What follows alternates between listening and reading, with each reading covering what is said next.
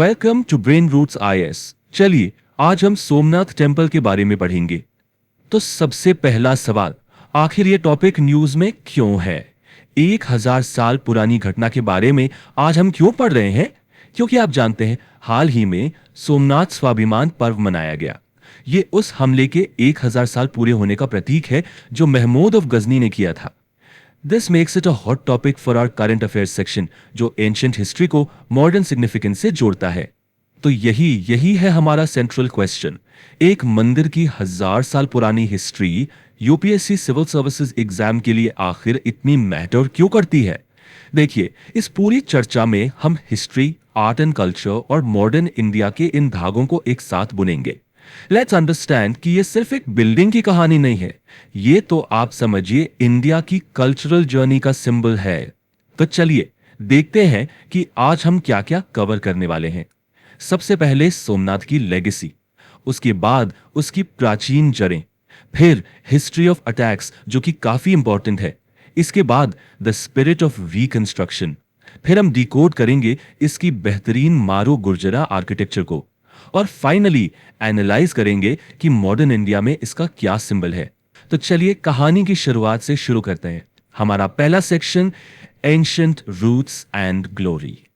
देखिए, इसके इतिहास को डिस्कस करने से भी पहले हमें इसकी सीक्रेट जियोग्राफी, इसके आध्यात्मिक महत्व को समझना होगा। इसकी लोकेशन देखिए, प्रभासपतन गुजरात, एक त्रिवेणी संगम पर, यानी 3 पवित्र नदियों का संगम, कपिला, हिरण और सरस्वती। और आप जानते हैं ऐसी लोकेशन को कितना ऑस्पिशियस माना जाता है। बट इससे भी इंपॉर्टेंट बात क्या है?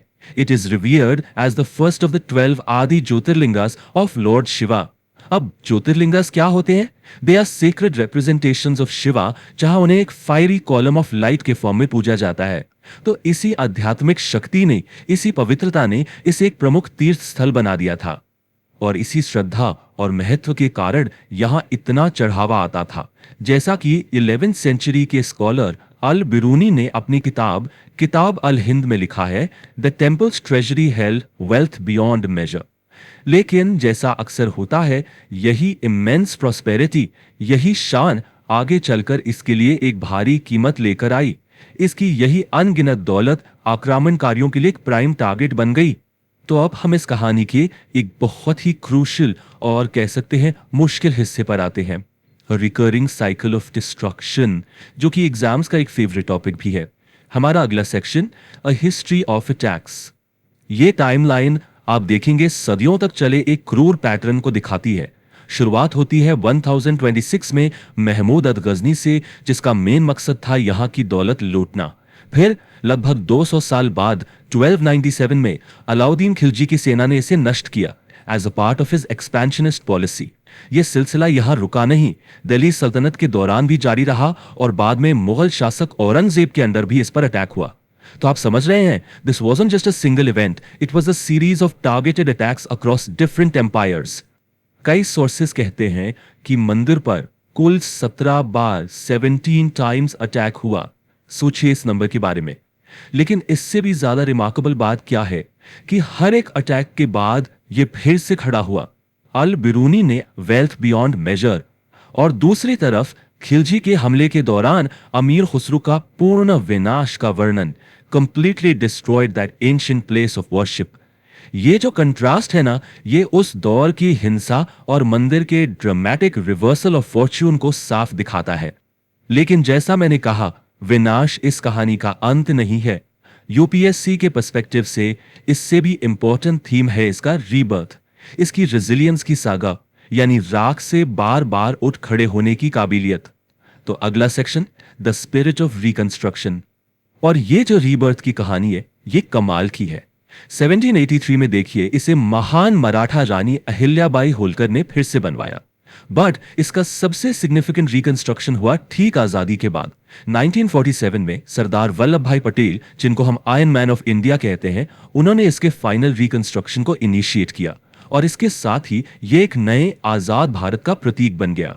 तो जब मंदिर को फिर से बनाया गया, तो सवाल उठता है इसका आर्किटेक्चरल स्टाइल क्या था। और ये हमें ले आता है आर्ट एंड कल्चर के लिए एक बहुत ही इंपॉर्टेंट सेक्शन पर। हमारा चौथा सेक्शन, डिकोडिंग मरु गुजरा आर्किटेक्चर। ये टर्म, इसे आपको बिल्कुल याद रखना है, मारो गुर्जरा आर्किटेक्चर। प्रीलिम्स के लिए इसके दूसरे नाम भी नोट कर लीजिए, द चालुक्या और सोलंकी स्टाइल। और इसका ओरिजिन कहाँ है? राजस्थान यानी मरुदेश, और गुजरात यानी गुजरातरा। तो चलिए मंदिर के लेआउट को थोड़ा ब्रेक डाउन करते हैं। सोचिए आप मंदिर के अंदर जा रहे हैं। बिल्कुल सेंटर में है गर्भगृह, द सैंक्टम सैंक्टोरम, जहां मुख्य देवता विराजमान है। उसके ठीक सामने है सभा मंडप, a kind of assembly hall जहां भक्त इकट्ठा होते हैं। और फिर आता है Nitya Mandap, a hall for dance and cultural performances. इन सब के ऊपर है एक शानदार 150 फुट ऊंचा शिखर यानी द स्पायर, जिसके आखिर में एक विशाल 10 टन का कलश स्थापित है। अब इसके कुछ की आर्किटेक्चरल फीचर्स देखते हैं। देखिए ये फीचर्स सिर्फ सुंदर नहीं है, ये इनक्रेडिबली फंक्शनल भी है। जैसे झरोखा यानी अ सस्पेंडेड बैल्कनी, ये गर्म मौसम में एक्सीलेंट वेंटिलेशन प्रोवाइड करता है। या फिर हवेली डिजाइन में सेंट्रल कोर्टयार्ड, ये अपने आप में एक माइक्रो क्लाइमेट क्रिएट करता है जिससे अंदर ठंडक रहती है। इस स्टाइल की सोफिस्टिकेशन इसके ब्रिलियंट वाटर मैनेजमेंट सिस्टम्स में भी दिखती है। बावली यानी स्टेप वेल जैसी स्ट्रक्चर्स पानी कंजर्व करने के लिए बनाए गए कॉम्प्लेक्स इंजीनियरिंग मार्वल्स थे। इससे क्या पता चलता है कि यह स्टाइल आर्ट और सिविल इंजीनियरिंग का एक परफेक्ट ब्लेंड था। तो इतिहास और वास्तुकला की इस लंबी जर्नी के बाद आखिर आज के भारत के लिए सोमनाथ मंदिर क्या मायने रखता है? अब आते हैं एनालिटिकल पार्ट पर, जो आपकी मेंस आंसर के लिए बहुत जरूरी है। Section 5, symbol of modern India. एक तरफ आप अंधेरा देखते हैं, मंदिर एक सिंबल के रूप में हिस्टोरिकल कॉन्फ्लिक्ट और आक्रमणों का, और दूसरी तरफ आप रोशनी देखते हैं। वही मंदिर एक पावरफुल सिंबल है कल्चरल रिजिलियंस यानी सांस्कृतिक दृढ़ता और नेशनल प्राइड का। तो आखिरी सवाल जिसे आपको एनालाइज करना है वो ये है, सोमनाथ की कहानी मुख्य रूप से ऐतिहासिक संघर्ष की है या फिर ये भारत की अमर सांस्कृतिक भावना की एक ज्यादा शक्तिशाली कहानी है? देखिए एक बैलेंस्ड आंसर में दोनों पहलुओं को एक्नॉलेज करना जरूरी है, क्योंकि ये सिर्फ एक मंदिर की कहानी नहीं है, ये the very idea of India पर एक रिफ्लेक्शन है। If you found this lecture helpful, like, share and subscribe to the channel.